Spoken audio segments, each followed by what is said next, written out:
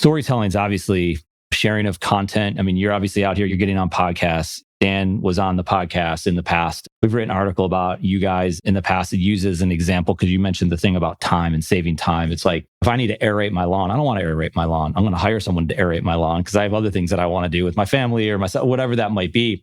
So there's importance there. But sharing those stories, telling that type of thing about time is obviously important to you. You go to your website, it's very clear you guys spend a lot of time on your marketing with you guys being out in public. I know you guys have attended entrepreneur events and really just making sure that people understand the 2U story. Why do you see that as so important? Is it your background in marketing? Is it because you have to get out there? Is it because you're bored? Or what is it with you guys and making sure you have a great brand that's out there?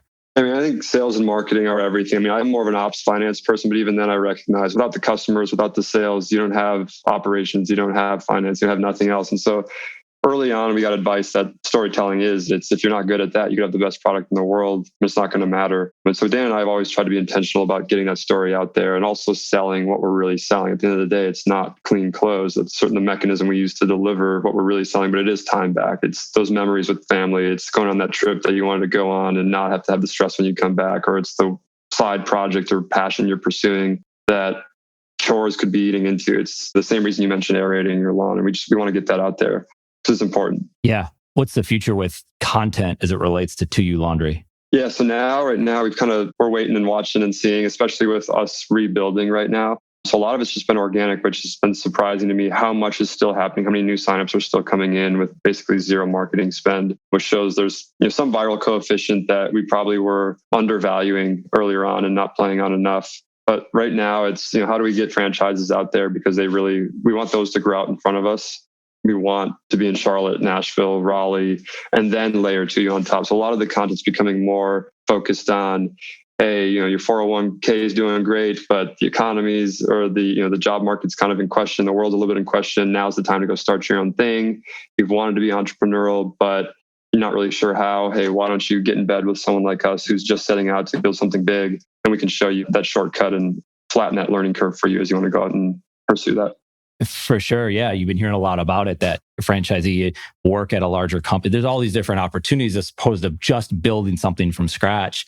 How are they coming across you? Is it someone like Jeff that you had talked about earlier? Is it social media? Is it just awareness? You're like, wow, what is this company doing? And you're out in front of these organizations. How are they coming across you guys? Yeah. So from the franchising side, it's going to be broker networks. So, life coaches that go represent people in the job market that are either got laid off or thinking about leaving. That's one angle. We have a Facebook and digital marketing campaign that surprisingly a lot of franchisors don't do. Hopefully not many are listening right now and start tapping into this. Yeah, right.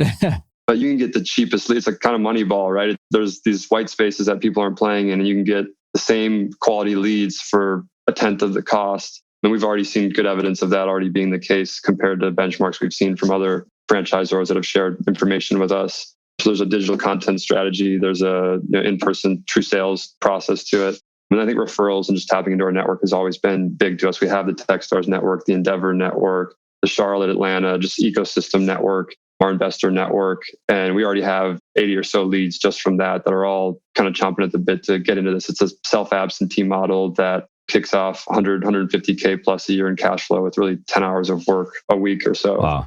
A lot of people are excited about that. Yeah. Well, you bring up the point about social media, and people are always assuming they're kind of like on the outside looking at Facebook. I don't want to waste time with Facebook, but not realizing what an opportunity it is. And also the costs have been driven down during COVID because less people are spending on it. People that were just in on a daily basis aren't doing it. It's interesting. In our neighborhood, we have a Facebook group. And when I talked about the dryer being broken, what I came to find out is people were looking at these dryer vent companies. If you blow your dryer vent out, you fix your dryer a little bit. And people in the neighborhood were saying, well, I need that, or I need that, and I need that. There's like 100 people needed it. We had already done it, but I'm still watching. They're still talking about it. This dryer vent company is going to get 100 customers.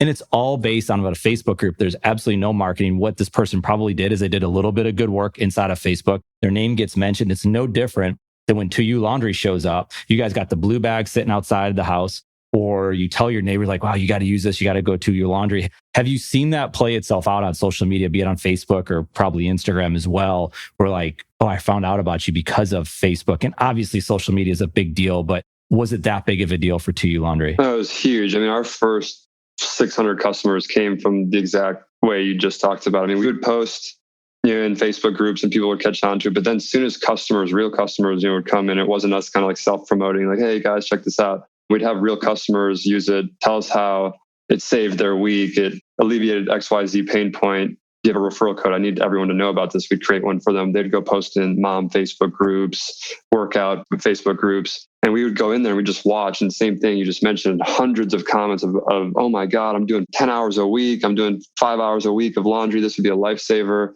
And then we just saw signups through the roof. And what did we spend on that? A referral code for one person. Yeah. The one person that wants to talk, right? Yeah. It's the best. Nextdoor, same thing. Nextdoor is blown up for us. And so some of that kind of organic growth loops we try to play into as well, getting our customers to become ambassadors for us has been super effective. And you've seen, obviously, because you're in this entrepreneurial world, you've seen other people not taking advantage of it, because you've referenced that a couple of times. You're like, man, I hope other people aren't listening to this because they're going to start getting these ideas. But it's right, because so many people, they're not going there, right? They're thinking like that's not going to be a place. And obviously you'd have advice. If they were listening, you're obviously a good person. You're going to say, hey, this is what you think you should do this. And is that your advice to a lot of companies, is just don't get lost in what you thought for so long and actually just test it out?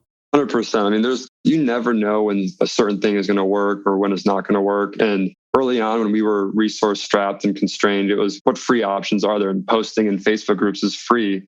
And it was arguably the most effective thing. It continues to be the most effective, even when there is a $10K a month Facebook budget or whatever it is. It still doesn't beat that organic word of mouth. It's true, it's genuine, it's cheap. I mean, it checks all the boxes, but you still have to keep testing new stuff because it's always evolving and always changing. And yeah, people are saturating in certain channels, and you got to find the next new one that isn't. Content Matterz with a Z is our content marketing company that helps entrepreneurs tell their own stories to those who care. And here's the thing. We think every entrepreneur that is willing should have their own content platform. And we want to help make that happen, both by working directly with entrepreneurs and by sharing our own stories, exploring the craft of content marketing. Content Matterz, one piece of content at a time. Learn more at kazcontent.com.